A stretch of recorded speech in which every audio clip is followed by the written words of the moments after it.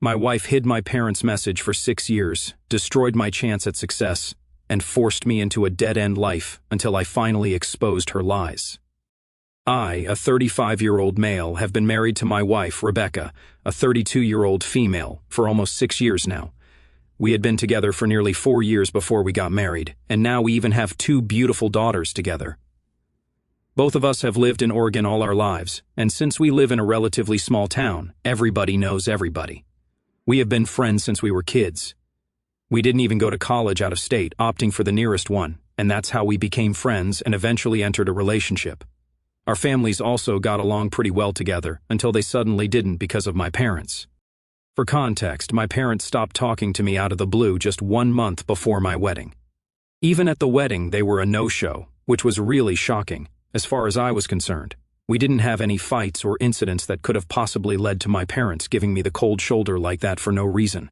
It was as if one day they were just gone from my life, and no matter how hard I tried, I just couldn't get them back anymore. They blocked me and disappeared from my life without any explanation. I tried several times to contact them, but I was blocked online. I even visited them at their house, but their neighbors told me that they had moved out and didn't think they would be back anytime soon. This happened exactly 1 month before our wedding, and I was pretty stressed out because I had no idea where they were. It was only at my wedding reception that I realized where they were because I had been talking to a couple of my relatives on my mother's side, and they told me all about their move. They informed me that my parents had moved to Seattle so they could take over my mother's uncle's business. My parents had been working in management for a while, so this was obviously a massive opportunity for them, and I was glad that they took it up.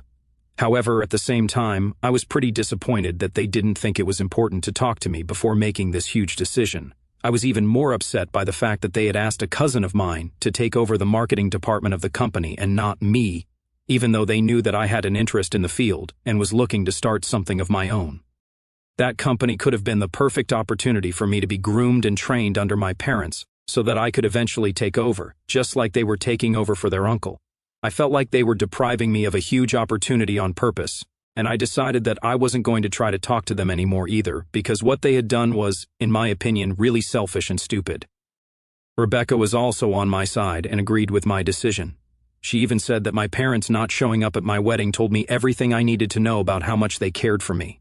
That was 6 years ago, and since then, I haven't talked to my parents. I didn't even contact them when Rebecca got pregnant for the first time or when our first daughter was born. I often posted photos of my family online, and we had a lot of relatives following us, so I knew that my parents would get to know about me somehow, but they still never made an effort to get in touch with us. I was very bitter about this for a long time, but after my second daughter was born about 2 years ago, I began to feel like I needed to let this age-old feud go. I made up my mind that if my parents ever bothered to contact me in the future, I would talk to them, even if it was just to get to the bottom of why they had abandoned me. Here's where things changed. They finally reached out to me a couple of weeks ago. I knew that their business was doing really well and that they were planning to expand and open a branch here in Oregon as well. I had heard from a couple of relatives that they were planning to move back here after almost 6 years of working out of Seattle. If they were going to move back home, I didn't think they could avoid confronting me, so they reached out to me online and informed me that they were coming back and really wanted to talk to me. They weren't going to move down here permanently for a couple of weeks, because they still had a lot of loose ends to tie up back at work, but they could visit for a day or two. So, we decided to meet for lunch one day after a short conversation online. This happened almost 2 weeks ago. At lunch, they seemed really happy to see me, and it was as if no time had passed at all. I showed them pictures of their granddaughters, and they almost started crying tears of joy. They told me that they could never forgive me for keeping them away for so long and never even bothering to fly out to them.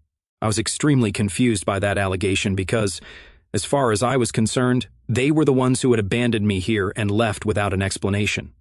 They couldn't say that to me and blame me for keeping them away. I reminded them that they were the ones who left and blocked me everywhere without even leaving an address for me to find out where they were so I could go see them. Then my mother told me that she had sent me an email just in case I changed my mind, and Rebecca was supposed to pass on that message to me, even after all the horrible things I had said to them. By then I was really confused because I had never said anything horrible to my parents like they were accusing me of, and neither had Rebecca passed on any message to me. So my father told me about an incident that had taken place all those years ago and was actually the reason they left without a word. Apparently, the day that my parents received the call from my mother's uncle, saying that he wanted them to come to Seattle so they could check out his business and decide whether they would be willing to take over or not because he was going to retire soon and needed somebody responsible. My mother had worked with her uncle for a couple of years when she was younger, but had moved away after she got married. However, her uncle had still held a spot for her in case she wanted to come back to work for him later. My mother thought it was the right time, so she said yes without a second thought. They called me very excitedly to inform me of this and asked me if I wanted to join them as well because they knew that I was working in the marketing department at a firm here. But they thought it would be better for me to work with them instead, and I could eventually take over as well. The only issue was that the business was based out of Seattle, and we would have to move. But it was still possible because I was getting married in 1 month. And we didn't have kids or anything yet, so we could just move along with them and start fresh there.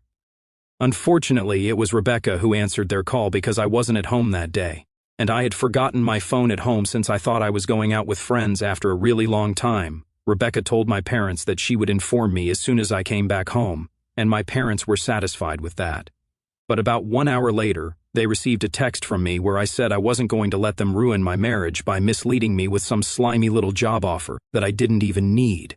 The text also said that apparently my parents had been against Rebecca from the very first day and wanted her out, which is why they were trying to buy me out with the enticing idea of a new business. There were a lot of curse words in the text directed towards my parents, which took them by shock because I wasn't one to talk to them that way, especially because they were actually doing a good thing for me. They were shocked and angry, but despite that, they still left me an email with their new business address and told me that I could find them there in case I changed my mind and decided to act less insane.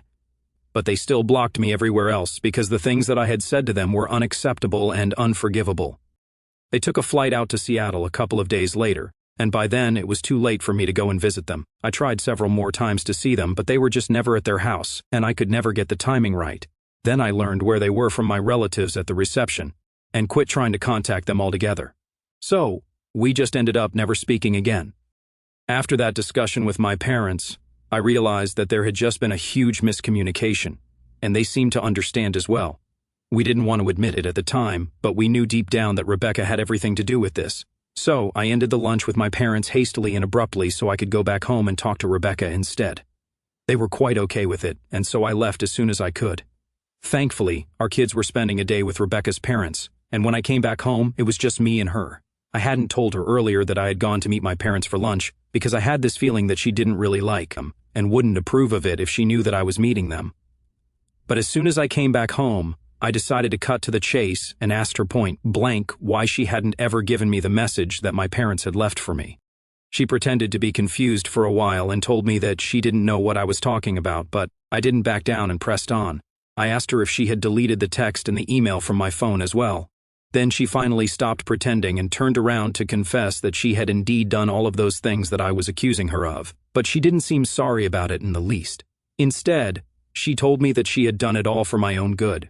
More than devastated that my wife had been keeping such a huge secret from me for so many years, I was just pissed that she didn't even seem sorry about it, and somehow seemed to think that she had done me a favor or something. She continued and told me that back then, she was the one who replied to my parents' messages, pretending to be me, and said all those things that she believed were true.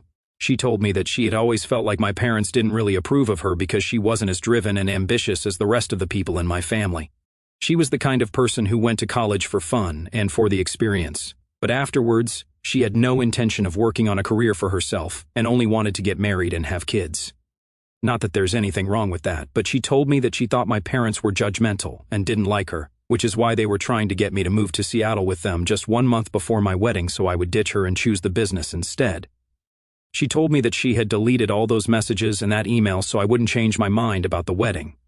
She also didn't want to move to Seattle because she couldn't afford to leave her friends and family behind and start over in a new place where she didn't even know anyone. I snapped at her when she said that because, to protect her own relationships, she had ruined 2 of my most important ones. It was completely unacceptable what she had done, and I couldn't believe that she was even trying to defend it. For the record, my parents had never been judgmental of her, and actually loved Rebecca like their own, so I didn't even know where she got the notion that they didn't like her or approve of her lifestyle choices. Even if she felt that way for some reason, she could have just talked to me, and I would have done something to make her feel better. But instead, she went behind my back, and not only did she ruin my relationship with my parents, but she also destroyed any chances that I had to work on my own terms in an area that I was comfortable with, and forced me to stay here and work in a firm where there was hardly any scope for growth for years on end. After my daughters were born, I couldn't even quit my job and do something for myself because I couldn't risk my financial stability now that I had 2 kids to think of. So, thanks to her, I ended up wasting several years of my life in a dead-end job when I could have been working with my parents and growing a business I would eventually be able to take over and turn into my own. I was really upset, and we got into a huge fight that day, but she just refused to apologize for anything that she had done, and kept insisting that she only wanted to do what was best for me. I didn't understand how any of this was for the best for me.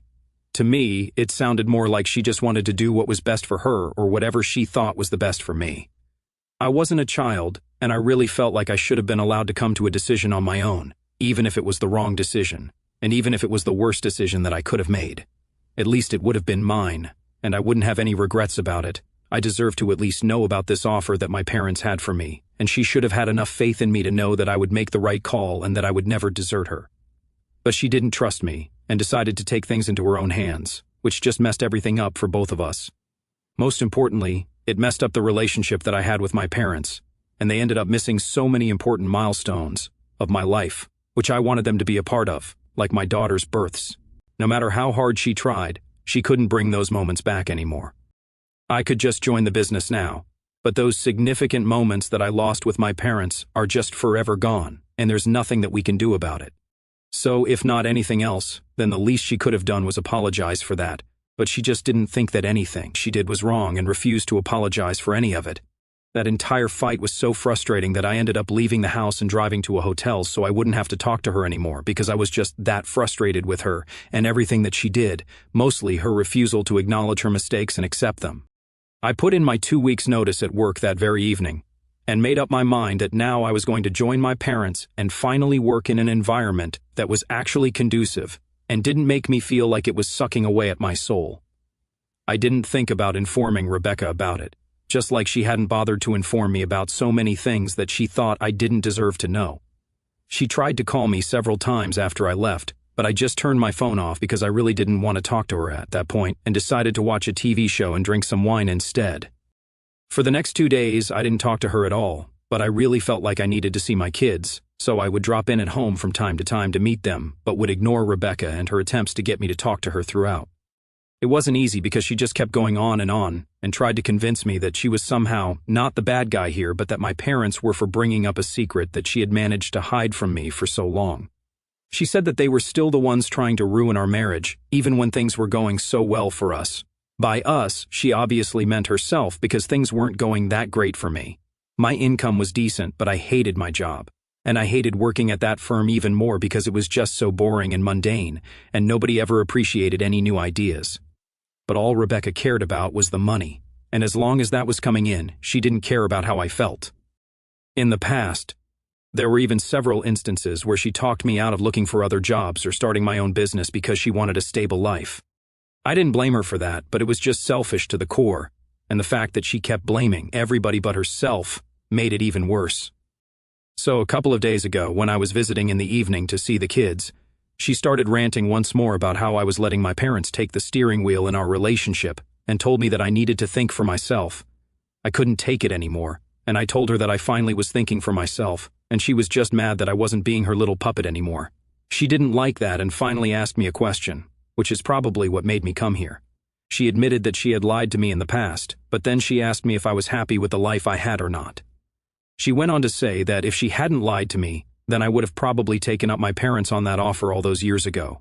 Then we probably would have had to cancel our wedding because I would want to move to Seattle, and there was no way that Rebecca was ready to make such a huge move and leave all her friends and family behind. And if we didn't get married, then I would never have the 2 daughters that I have now, and my life would be completely different. She asked me if that was really what I wanted, and that made me pause and rethink everything a little because I didn't know how to answer that question. So I just didn't reply to her and came back to the hotel. It's been a couple of days since then, and I haven't had enough courage to go back home yet. So far, I didn't have a plan on what to do after this, and I just figured that I would go back home once she apologized. But now I just don't know what to do anymore. I do love my daughters a lot, and I think they make my life infinitely better. I also love Rebecca in spite of everything, And it wasn't as if the past couple of years were all bad because I did have my good times, even at my workplace. Having said that, I truly don't know how to answer Rebecca's question, and I found myself actually reconsidering everything.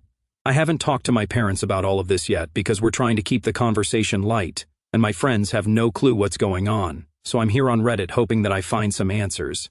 Am I the asshole for getting upset with my wife for never passing on a message that my parents left for me? Update 1. I finally talked to my parents about this, and they had just one thing to say, Rebecca. No matter what the consequences were, should have been truthful and transparent with me. They also clarified that they had only ever had one conversation about what Rebecca wanted to do in the future. My mother had told her that, being a working woman herself, she would never discourage another woman from pursuing her own dreams, so if Rebecca was holding back on account of them, she didn't have to. My parents told her that they would be supportive of her decision, no matter what it was. For some reason, Rebecca thought that this was my parents being judgmental because she didn't want to work and only wanted to be a stay-at-home mom. It was a ridiculous conclusion to jump to, especially without even bothering to talk to them about this. In fact, I've kind of lost any respect that I had for Rebecca, and now I can't imagine myself going back to living with her anymore. It's been almost 1 week since we last met, and she hasn't tried to contact me since. She probably thinks that she totally owned me with that one question. The truth is, I might be happy with how my life turned out, but that's only because Rebecca shut a door that she wasn't even supposed to, and decided for me without consulting with me. Who knows how much happier I would have been had I been allowed to make that call for myself. The credit for my life turning out the way it did goes to me, not to her. She might have given me 2 beautiful daughters, but she can't use them as leverage against me, not in this situation at least. After talking to my parents, I think I have a lot more clarity on what to do now. Even if I forgive Rebecca, I hardly think that I can continue with this marriage because I just won't ever be able to trust her or look at her the same way again.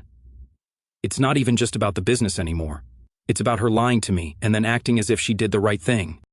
I can't put up with that sort of behavior, and I really shouldn't have to. I've had a really hard time coming to this decision, but I think that a divorce is the only way forward for me right now. Update 2. So, I filed for divorce 1 day ago, and I honestly feel so relieved and strangely free. It's been hard because I don't get to speak to my kids since I haven't been back to my house for a while, but I really miss them. I've been considering popping in for maybe just 15 minutes, but I don't know how Rebecca is going to take it, so I've been avoiding my family altogether. It's not the right thing to do, but I just don't know what else I can do. It's just a couple of days more that I have to go without my kids because after that, Rebecca will be served with the divorce papers. And then we'll see what happens after that. Update 3. So, the divorce proceedings have started, and it's weird because Rebecca actually took the news of the divorce a lot better than I thought she would. I've been a little busy for the past couple of days, so I hadn't been able to post any updates, but when Rebecca found out that I had filed for divorce, she called me and told me that she knew this was coming. The only thing that she wanted from me was a promise that I wouldn't demand full custody of our daughters. I promised her that because, no matter what would have happened or how bitter the divorce would have been, I never would have taken our kids away from their mother. She might have messed up as a wife, but she was a great mom and I couldn't deny it. It's been a while and we're at the negotiation stage right now. We're trying our best to be cordial and civil to each other, but I can tell that both of us are pretty heartbroken. Neither of us had ever imagined that this was how our marriage would come to an end, but, well, it's happening and it's not easy. Update 4. Quick update here. After almost 7 months, the divorce is final now, and the custody arrangement has also been worked out. I've joined my parents in their business, and since they're opening up a branch here, I'm going to be taking over as the head of that branch. I get the kids for half of the week, and Rebecca gets to keep them for the other half. She got a little too much alimony for my taste, but it's all over now, so I guess I'm cool with it. What matters is that I'm going to have my dream job and finally live a life on my own terms now. Update 5. It's been a year since the divorce finalized, and looking back, I can say it's been the best decision I ever made, even if it came with its share of heartbreak. The Oregon branch of the business is thriving. I've got a team of 8 now, and we're hitting revenue targets that my parents only dreamed of back in Seattle. Marketing campaigns I've spearheaded have brought in clients from Portland and beyond, and for the first time I wake up excited about my day. No more soul-crushing meetings in that old firm. This feels like building something real, something mine. As for the kids, Emma, our 5-year-old, and Lily, 3, the shared custody works better than I could have hoped. Mondays through Wednesdays are my time, and we have this routine: breakfast pancakes shaped like animals, Then park adventures where I push Lily on the swings while Emma bosses us around with her treasure hunts. Rebecca and I keep things civil, mostly texts about pickups and school events. She's dating someone new, a quiet accountant type from her yoga class, and honestly, I'm glad. It means she's moving on, and so am I. No drama, no guilt trips. The girls ask about mommy's house sometimes, but they've adapted, chattering about both worlds like it's normal, which I guess it is now. Therapy helped a ton. I started seeing a counselor 6 months in, unpacking the resentment I'd carried for years. Turns out, I wasn't just mad at Rebecca for the lie. I was furious at myself for not seeing the cracks earlier. Our marriage had been comfortable, but it was built on her fears and my complacency. Sessions with the girl's family therapist, court-mandated at first, turned into playdates where we all heal. My parents are saints about it. They've flown down monthly, spoiling the grandkids with Seattle souvenirs, and me with unsolicited business advice that I pretend to ignore. Dating? Dipping a toe in. Met a woman at a networking event. Sarah, sharp as a tack, runs her own graphic design firm. We're taking it slow. Coffee runs, hikes in the Cascades. No rush to rewrite my story. I've got enough plot twists for one lifetime. Holidays this year were a milestone. Thanksgiving at my parents', full table, no awkward silences. Rebecca dropped the girls off early, even joined for pie. Not friends, but functional. As I tucked Emma in that night, her little hand in mine, she whispered, "Daddy, are you happy now?" I squeezed her fingers and said, "Kiddo, happier than I've been in years." And damn if that wasn't the truth. Who knew rock bottom could lead here? To anyone lurking in the comments from back then, thanks for the tough love. It got me through. Life's not perfect, but it's mine. No more what ifs, just forward.